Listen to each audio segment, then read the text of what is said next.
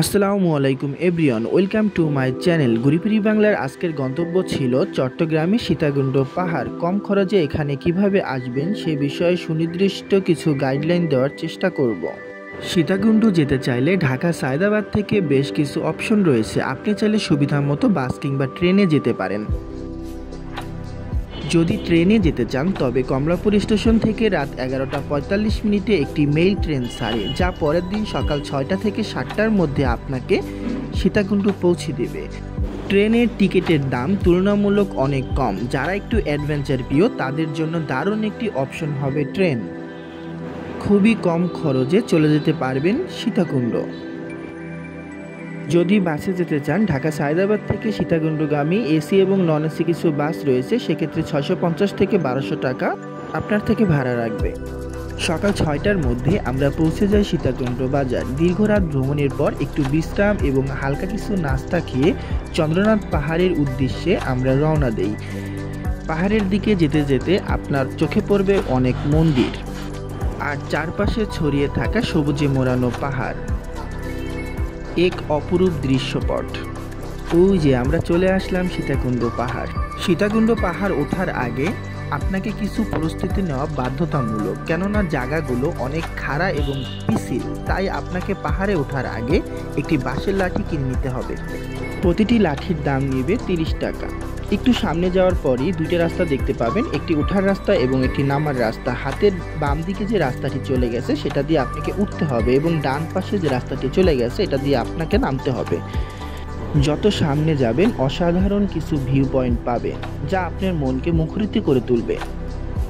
ওই যে পাহাড়টি দেখছেন, এটাই আমাদের গন্তব্যস্থান। আমাদের এখানে পৌঁছতে হবে। চন্দ্রনাথ পাহাড়ে ওঠা শুরু করলে বোঝা যায় এটি কোনো সাধারণ পাহাড় না। পথের শুরুটা যেরকম মসৃণ ছিল, পরবর্তীতে সেটি আরও দুর্গম হতে থাকে।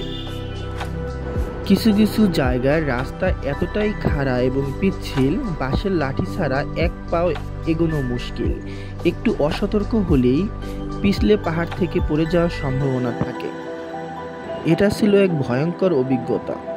এখন আমরা চলে আসলাম চন্দ্রনাথ পাহাড়ের দ্বিতীয় মন্দিরে। এখানে আসতে পারলে আপনি ভাববেন যে 70% আপনি পাহাড়ে উঠে গেছেন।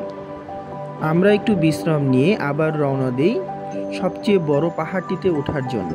রাস্তা আগেরটির থেকে অনেক বেশি আঁকাবাঁকা এবং খারাপ। পাহাড়ে ওঠার সময় আশেপাশে অনেক দোকান পাবেন, যেখান থেকে আপনি স্লাইন অথবা লেবু শরবত খেয়ে নিতে পারেন। সবাই কিন্তু সর্বোচ্চ চূড়ায় পৌঁছাতে পারে না। অনেকে অর্ধেক পথেই যাত্রা থামিয়ে দেয়। অনেক ক্লান্তির পরে অবশেষে আমরা পৌঁছে গেলাম চন্দ্রনাথ পাহাড়ের চূড়ায়। এটি শুধু প্রাকৃতিক সৌন্দর্যের জন্য নয়, ধর্মীয় এবং ঐতিহাসিক গুরুত্বপূর্ণ স্থানও এটি। সমতল ভূমি থেকে 1152 ফুট উঁচুতে চন্দ্রনাথ পাহাড়ের অবস্থান। এখানে দাঁড়িয়ে বঙ্গোপসাগরের রেখা এবং সীতাকুণ্ড পাহাড় সম্পূর্ণটি আপনি দেখতে পাবেন। মাথার উপরে নীল আকাশ। কিছুক্ষণ দাঁড়িয়ে থেকে আমরা চুপচাপ প্রকৃতিকে উপভোগ করছিলাম। সে মুহূর্তটা আজীবন মনে থাকবে। পাহাড় থেকে ফেরার পথে আপনি এখানে বেশ কিছু ফলের দোকান পাবেন, যা আপনি ওখান থেকেই কেটে কুটে খেয়ে নিতে পারেন। ফলগুলো অতি মিষ্টি এবং সুস্বাদু। এখানে পাবেন বিভিন্ন ধরনের শরবত, যা আপনি এখান থেকে খেয়ে নিতে পারবেন। আপনি চাইলে এখান থেকে গুলখালি সি বিচ ঘুরে আসতে পারেন, যা এখান থেকে 100 থেকে 200 টাকা ভাড়া রাখবে। এবার আমাদের ফেরার পালা। আমাদের চ্যানেলটিকে সাবস্ক্রাইব করবেন। ধন্যবাদ সবাইকে।